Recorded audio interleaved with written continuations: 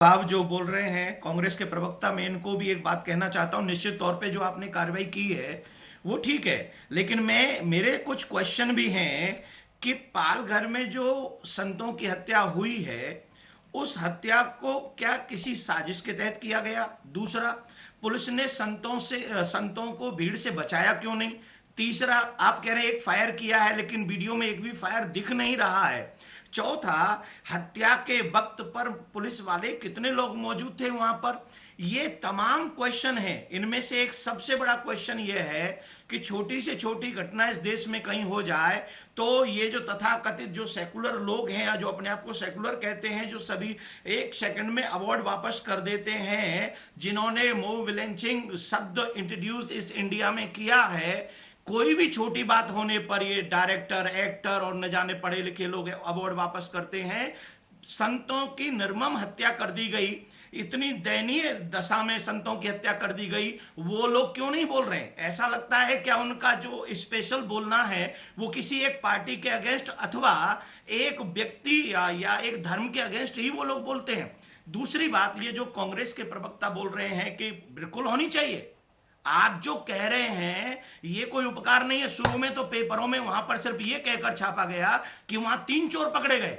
ये तो अगर सोशल मीडिया में ये बातें नहीं होती, आज इतने संतों की आवाज नहीं उठती, तो निश्चित तौर पर इतना भी न्याय उनको नहीं मिलता जो आज मिलने के कगार पे है। निश्चित तौर पर उद्धव ठाकरे जी का हम आदर करते हैं क्योंकि वो बाला साहब ठाकरे जी के सुपुत्र हैं, लेकिन इस विषय में थोड़ी भी ढिलाई अगर शुरू में भी बरती गई, उसी की वजह से संतों का ये क्रोध बढ़ा है, उन्हीं की वजह से संतों के ये बयान आए हैं। इसमें संतों का कोई दोष नहीं है, इसमें दोष है देरी का। इतनी देरी नहीं करनी चाहिए। और एक बात समझ लीजिए, भगवा संतों का बधुआ है।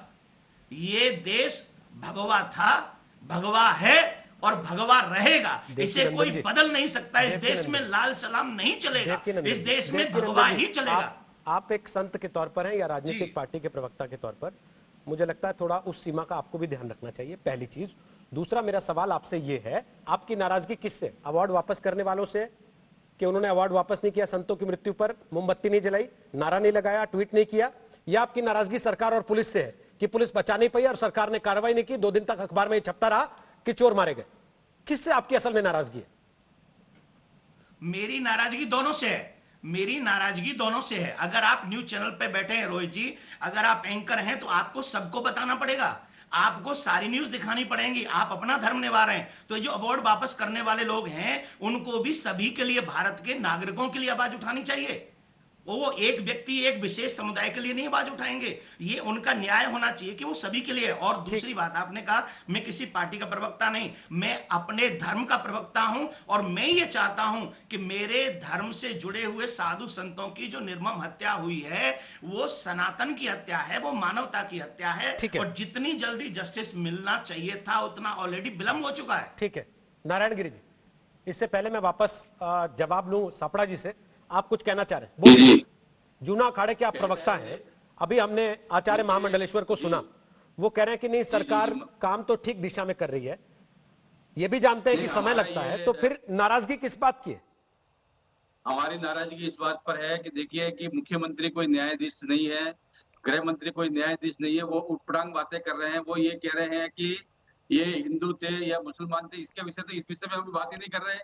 हम लोग कह रहे हैं कि कौरव और पांडव के आपस में भाई नहीं थे, कंस जो है कृष्ण के मामा नहीं थे। तो इस तरह से जो बेतुकी बातें ये लोग क्यों कर रहे हैं? कोई न्याय तो न्यायाधीश तो है ना, अभी तो न्यायालय में बात पहुंची नहीं है। हम लोग कह रहे हैं कि उच्च स्तरीय जांच हो, सीबीआई की जांच हो, और उसमें हमारे हरिगिरी जी महाराज वगैरह भी कह रहे हैं कि हमारा जो है हमें न्याय मिलना चाहिए और हमारा साधु का हत्या हुआ है। हम लोग किसी भी विषय में, हम वामपंथी में नहीं जाते हैं, कम्युनिस्ट में नहीं जा रहे हैं, मुसलमान हिंदू की बात नहीं कर रहे हैं, किसी की बात नहीं कर रहे हैं। हम कह रहे हैं कि हमारे निर्दोष साधु, जो कि हम पूरे भारतवर्ष में हमारे महात्मा लोग रोड के किनारे बैठ के, कहीं प्लेटफॉर्म बैठ के धूना लगा के, कोई 10-20 आदमी आता है खाना खिलाते हैं, और लाखों साधु देश के अंदर में है जूना अखाड़े के। तो वो आज तक जो है इस तरह की घटना कहीं पर भी नहीं हुई, और हिंदूवादी सरकार के राज्य में ऐसी घटना होना, वो सभी लोग निंदा कर रहे हैं, इस बात के लिए है। परंतु हमारे जो महात्मा लोगों को, निर्दोष महात्माओं का सारे हम कत्ल हो गया। और आप देखिए कि जब आप भी जाते हैं प्रचार में, रात के समय में कब रिपोर्टिंग करने जाते हैं, आपके जो समाज आता है, तो आप ये कोशिश करते हैं कि पुलिस वाले देख के आपको लगता है कि भाई ये जो है भीड़ से कम हमारी सुरक्षा करेंगे। और पुलिस ने ही पुलिस के संरक्षण में पुलिस ने उनको धक्का मार के साधुओं को पुलिस ने जो है पब्लिक के सामने कर दिया कि इनको लोग मारो। तो खून थे क्या थे ये नहीं विषय नहीं है। हमारा कहना है कि सीबीआई जांच होने से दूध का दूध पानी का पानी हो जाएगा। हम लोग सीबीआई का जांच का मांग कर रहे हैं जी।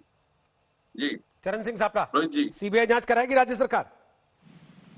देखिए, मैं सर्वप्रथम तो यही कहना चाहूंगा कि राज्य के 2 अव्वल दर्जे के आईपीएस ऑफिसर, एडिशनल डीजीपी और स्पेशल आईजी इसमें इंक्वायरी कर रहे हैं। अगर उसके बाद भी संत महात्माओं को इस तरह से लगता होगा कि पर्याप्त तरीके से इसकी इन्वेस्टिगेशन नहीं हुई है, तो इनका लोकतांत्रिक अधिकार है।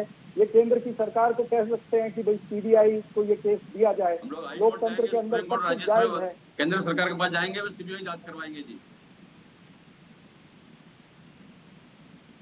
बोलिए सापड़ा जी, पूरी कीजिए आप लोग बात। कह दीजिए ना सर। नहीं, मैं वही कह रहा हूँ कि लोकतंत्र के अंदर सभी का अधिकार है।